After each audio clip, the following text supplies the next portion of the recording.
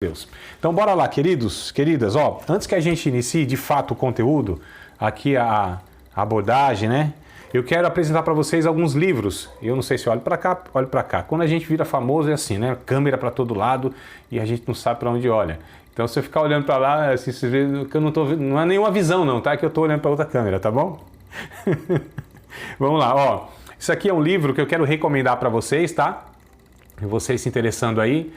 Doutrinas Bíblicas, os fundamentos da nossa fé. Lá pelo grupo do WhatsApp eu me comunico melhor com vocês, dou detalhes se vocês se interessarem. Só rapidinho aqui, coisa rápida, só para vocês entenderem o porquê que eu estou recomendando esse livro. Ó, ele traz aqui alguns pontos, né? Traz um monte de tópicos e assuntos sobre a fé, os fundamentos da fé cristã. Entre eles sobre a escatologia, que é o que a gente vai estudar nessas 6, 7, talvez 8 semanas aqui. Ele vai falar sobre novos céus, nova terra, a nova Jerusalém, vai falar sobre julgamentos, o destino da raça humana, o grande trono branco, o lago de fogo, o milênio, pontos de vistas do milênio, né? Tem várias correntes, revelação de Cristo, a grande tribulação, o anticristo, o tempo da vinda de Cristo, a ressurreição dos crentes, o arrebatamento, ou seja, aqui tem um bocado de coisa que vai contribuir para a compreensão de vocês, tá bom? Esse aqui, amados, eu acho que nem encontra mais, está esgotado há muito tempo já, porque o autor faleceu, né? Foi até um dos pastores que eu tive na minha vida cristã, Severino Pedro da Silva, Apocalipse, versículo por versículo. Mas aí, se você se interessando, eu dou um jeito de achar em algum lugar no canto desse Brasil aqui, deve ter em algum lugar isso aqui, mas é difícil de achar, tá? Então, Apocalipse do Severino Pedro da Silva, esse aqui, ó, Millard Erickson, um dos grandes teólogos também mundial. Escatologia. Aqui ele vai abordar mais sobre a questão do milênio, tá? Porque o milênio, um período de 1000 anos que nós vamos estudar, e aí tem vários pensamentos, né? A gente vai ver que escatologia, o livro de Apocalipse, não há só um pensamento, né? Há algumas correntes de estudo, e aí a gente vai só propor assim, dar uma pincelada em alguns e falar, irmãos, a gente vai seguir por essa linha aqui, mas não é que é a única, tá? Eu vou explicar daqui a pouco isso aqui para vocês. Estou meio corrido aí, mas depois a gente se comunica novamente a respeito disso. Escatologia, também do Severino Pedro da Silva, muito bom. Visão panorâmica do futuro. Aqui ele vai falar também sobre um bocado de coisa. O número misterioso da besta, 666, nós vamos falar aqui também nesse nosso estudo. A nova Jerusalém, enfim, tudo que envolve aí o estudo da escatologia. Esse aqui, ó, excelente também. Daniel e Apocalipse, de Antônio Gilberto. Aqui eu estou recomendando mais os pentecostais, né? Inclusive, amados, comentários versículo por versículo, Daniel e Apocalipse, do Antônio Gilberto.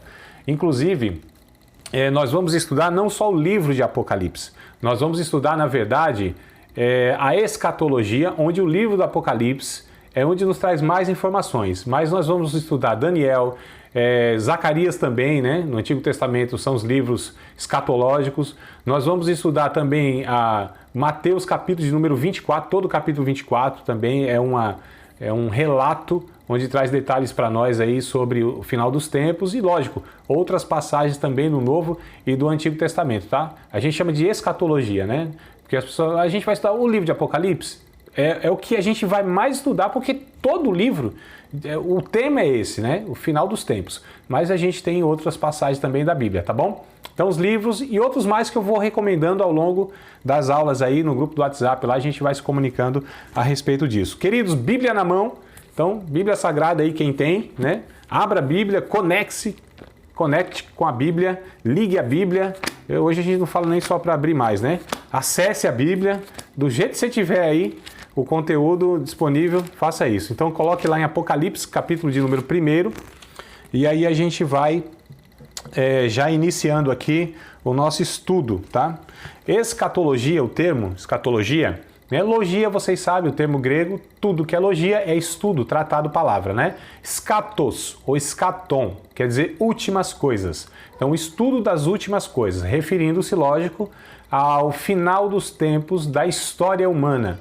Então, o tema do estudo é esse, né? Estudo do final dos tempos, tá certo? Escatologia. É o estudo dos últimos acontecimentos da história humana. Então, é isso que nós vamos estudar. Apocalipse, capítulo de número 1. versículo de número 1. Bora lá. Livro de Apocalipse, capítulo 1, verso de número 1. Vocês já leram o livro de Apocalipse, melhor dizendo, na versão dos Testemunhas de Jeová? Ou já ouviram, pelo menos, conversaram com algum testemunho de Jeová? E eles chamam o livro de Apocalipse não de Apocalipse, mas sim de Revelação, não é isso?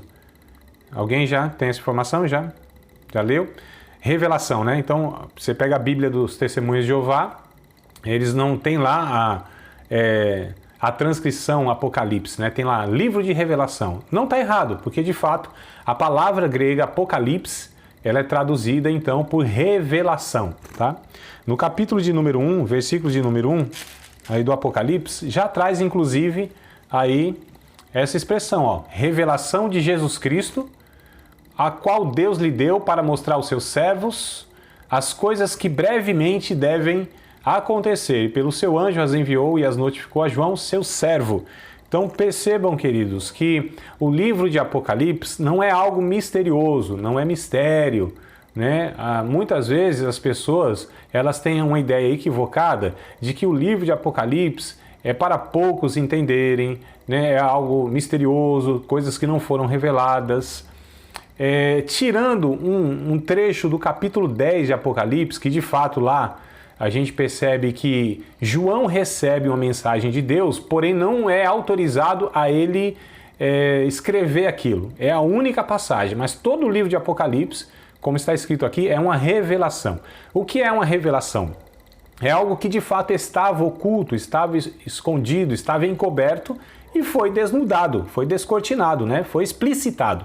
Então, o livro de Apocalipse, na verdade, é uma explicação, é uma desnudação, é uma descortinação, né? Um esclarecimento do final dos tempos. Então, aqui a gente não trabalha com mistério, coisas ocultas, e sim aquilo que é revelado aos cristãos. É muito curioso, porque os símbolos, talvez o ponto-chave, a dificuldade grande que as pessoas têm em estudar o livro de Apocalipse, seja a interpretação do significado dos símbolos, né? Símbolos e figuras, porque a linguagem do livro de Apocalipse é muito figurada, há muitos símbolos, né, que são representativos, lógico, e poucas coisas são literais.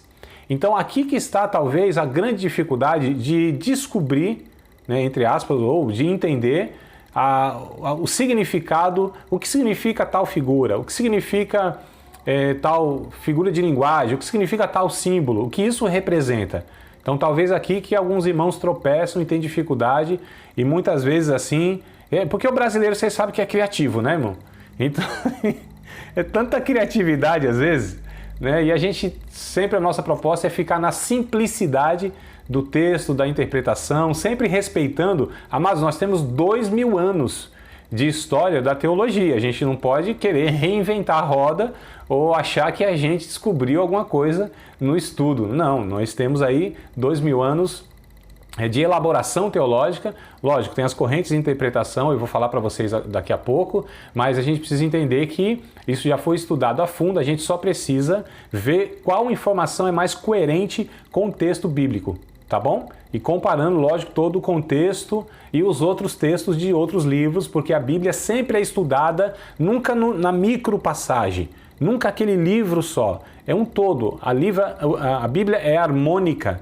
A Bíblia, embora seja uma coleção de 66 livros, quase 40 autores, muitos deles nem se conheceram, né? Uma distância de Gênesis a Apocalipse de 1600 anos, mas ela é harmônica, ela tem uma mensagem que ela é coesa, tá certo? Ela não se contradiz. Então, por isso que a Bíblia deve ser estudada num todo, num aspecto cultural, num aspecto histórico, geográfico, arqueológico e, lógico, teológico, né? E aplicação prática. Então é assim que a gente lida com toda a Bíblia, tá? Então vamos lá. Correntes teológicas de interpretação. Então, para a gente não se perder, eu não quero... Às vezes tem tanta coisa aqui no meu coração e na minha mente para passar para vocês e às vezes eu fico meio acelerado, tá? Vou devagarzinho, né? A gente tem aí 7, 8 semanas. Eu acho que a gente chega lá onde eu pretendo chegar. Apocalipse 1:1 que nós lemos, então já fica a informação. É uma revelação, tá certo? Não tem nada de mistério aqui, uma revelação de Jesus que deu ao seu anjo, né? Um anjo entregou a João, e João entregou aos pastores e nós recebemos então aí escrito nesse livro. Correntes teológicas de interpretação. Amados, há pelo menos 5 correntes teológicas, escolas de interpretação, ou seja, formas de abordar o livro de Apocalipse. Tá? Quando eu falo escola de interpretação ou correntes de interpretação, o que eu quero dizer é que é o seguinte: existe 5 maneiras, né, de interpretar o livro de Apocalipse. Então a gente vai ver aqui, estou apresentando para vocês o geral e depois eu vou falar para vocês, ó, essa daqui que nós vamos assumir. Por que eu vou assumir essa forma de abordagem? Porque ou nós seguimos uma ou outra, senão vira mesmo uma salada, uma confusão enorme, tá bom? Então, correntes teológicas de interpretação, né? A primeira é preterista. Pode anotar aí, preterista. Então, uma das correntes de interpretação do livro de Apocalipse é a preterista, que vem do verbo preter. Preter, vocês lembram da escola? Lembra do 5º ano, 6º ano, né? Verbo mais que perfeito, pretérito do passado, pretérito não sei o quê. Vocês lembram, né? Chega a dar uma agonia quando a gente lembra esses negócios, né, irmão? Então, pretérito quer dizer passado, tá bom? Então, a escola preterista, né?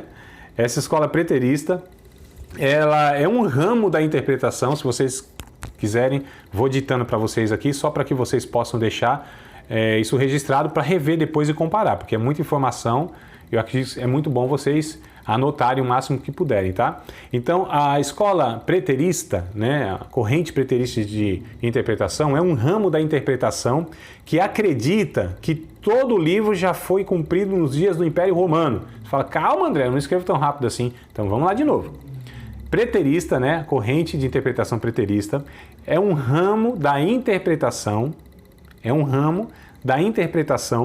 que acredita que todo o livro, no caso de Apocalipse, já foi cumprido nos dias do Império Romano, tá certo? Que foram aqueles primeiros séculos lá da era cristã. Então, a interpretação que acredita que todo o livro já foi cumprido nos dias do Império Romano. Essa é a corrente de interpretação chamada de preterista, tá bom?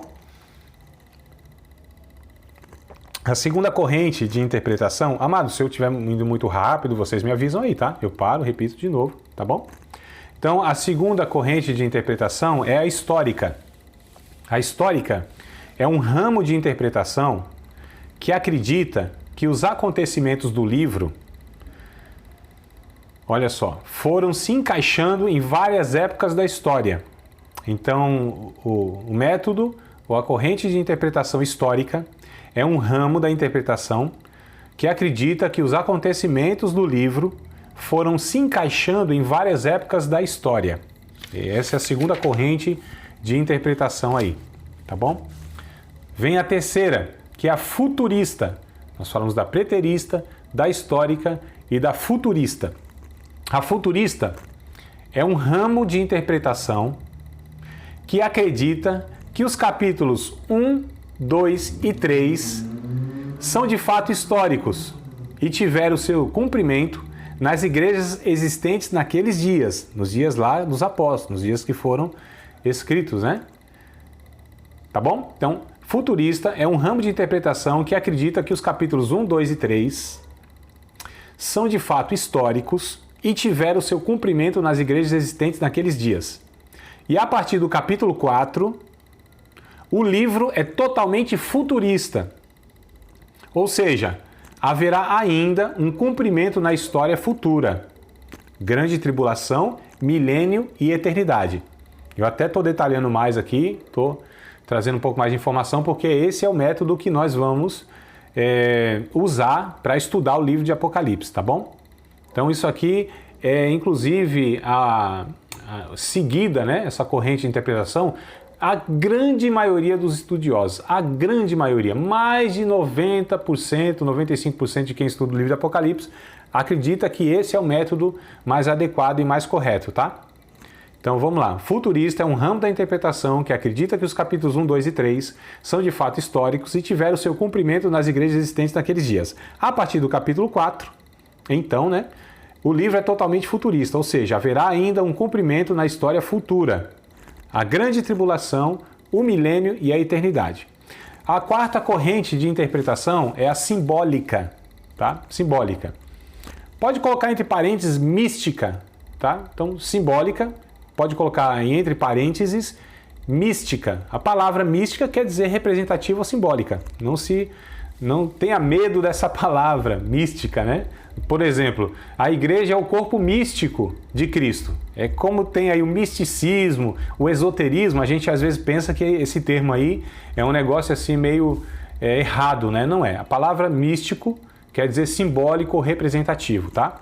Então, a quarta corrente de interpretação é a simbólica ou mística.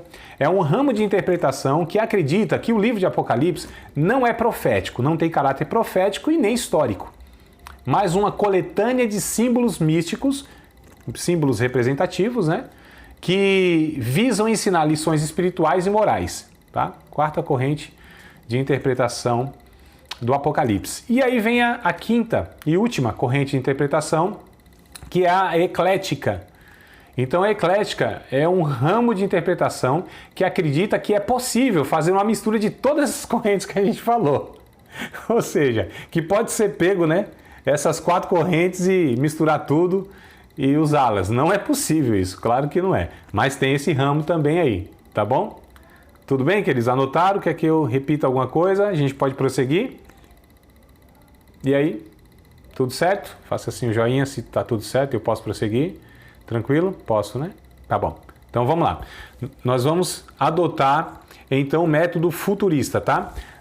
Que considera então que os 3 primeiros capítulos, né, eles foram de fato cumpridos, dizem respeito, e eu vou pegar ainda hoje, se Deus quiser, os 3 primeiros capítulos aí para que a gente possa então já estar abordando e tentando extrair, né, aí a interpretação desses 3 primeiros capítulos aí. Possivelmente só na segunda aula que eu entrarei no capítulo 4 para frente, tá? Então vamos lá, os 3 primeiros capítulos mostram 7 igrejas, suas virtudes, erros, elogios e representações feitas pelo próprio Senhor Jesus. Então capítulo 1, 2 e 3, eu peço que vocês peguem a Bíblia para que a gente possa caminhar juntos agora nos textos bíblicos, né? Então, Bíblia na mão, capítulo 1 de Apocalipse. Então, os 3 primeiros capítulos vão trazer mensagens, relatos que Jesus ele entregou a João para que João repassasse as 7 igrejas da Ásia Menor, tá certo? Essas 7 igrejas na Ásia Menor, que hoje é a atual Turquia, só para a gente se situar geograficamente, tá bom? Então, a Ásia Menor, chamada Ásia Menor naquele tempo, era a Turquia de hoje. Então, é aquela região. Naquela região havia 7 igrejas, né? Éfeso, Esmirna, Pérgamo, Tiatira, Sardes, Filadélfia e Laodiceia.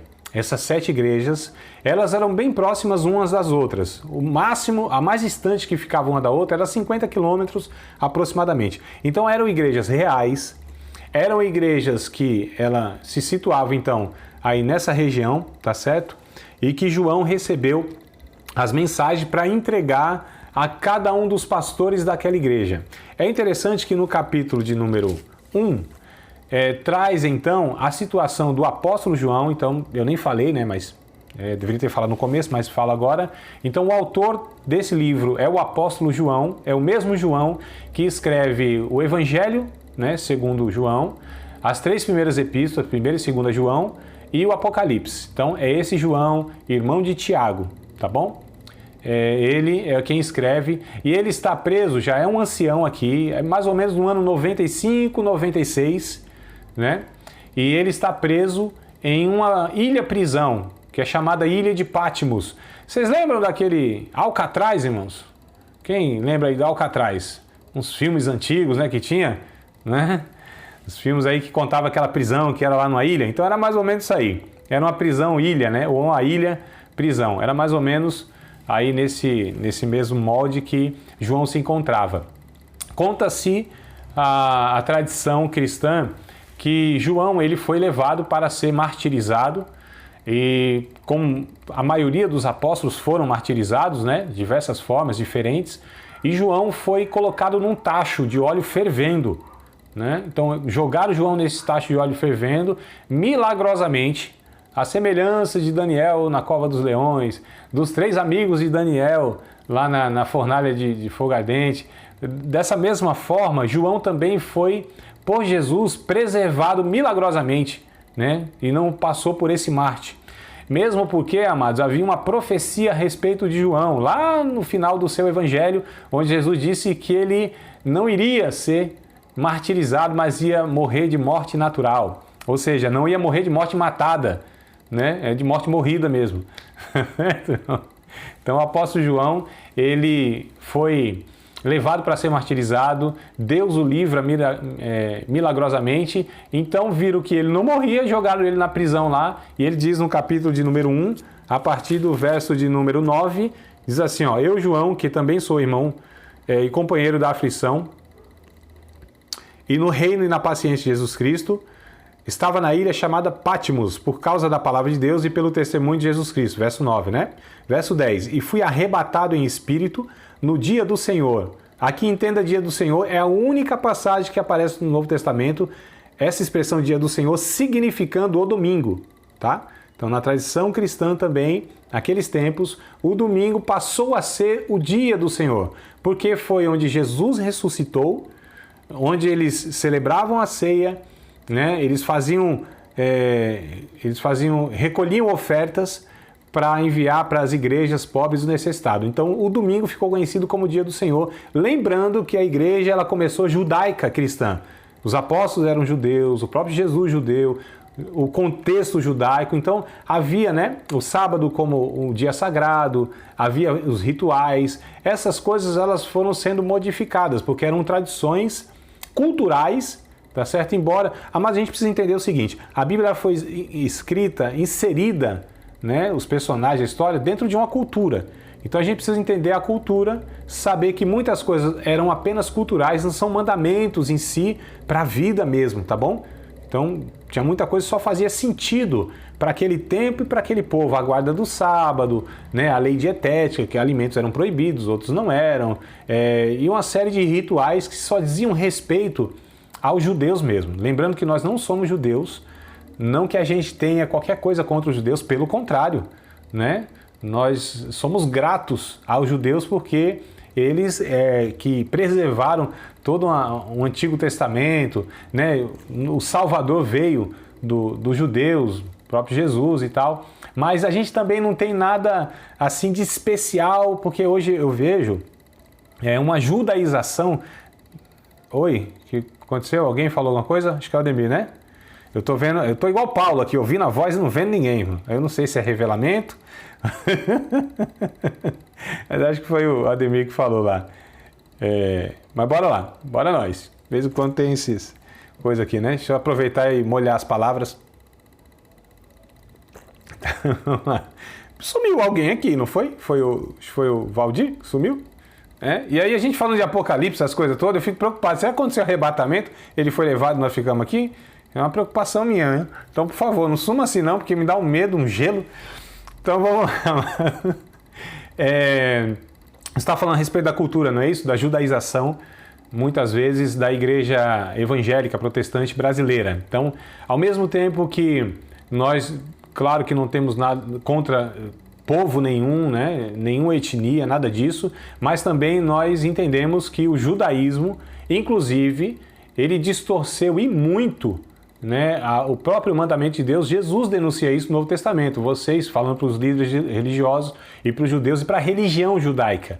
Lembrando, queridos, que Deus nunca pretendeu criar uma religião, formar uma religião melhor, uma religião assim, mais polida, como é o Evangelho. O Evangelho, Jesus nunca, e a gente vai ver aqui na história, a gente vai trabalhar um pouco com a história, nessas 2 primeiras aulas principalmente, a história, né, no início, e a gente vai perceber, por exemplo, que o que nós temos de cristianismo hoje nunca foi proposto por Jesus. Nas suas estruturas, muita liturgia, muita coisa, é fruto, na verdade, do ano 312, 313 lá, né, até representado em uma das igrejas da Ásia Menor aqui, que foi um casamento entre a igreja e o Estado, né?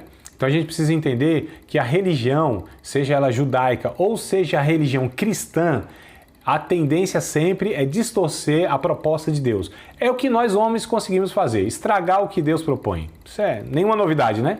Então, não tem novidade nenhuma não, tá bom? Então a gente precisa entender que foi dentro de uma cultura aqui. E aí o dia do Senhor, o domingo, verso 10 aqui, continuando o texto, né? Não sei se vocês estão acompanhando aí. Verso 10, ó. E fui arrebatado em espírito no dia do Senhor. Ouvi detrás de mim uma grande voz, como de trombeta, que dizia, o que vês, escreve-o num livro e envia-o às 7 igrejas que estão na Ásia. A Éfeso, todas elas eram cidades, né? Éfeso, Esmirna, Pérgamo, Tiatira, Sardes, Filadélfia e Laodiceia. E aí o João, ele continua falando, e virei-me para ver quem falava comigo, virando-me vi 7 castiçais de ouro.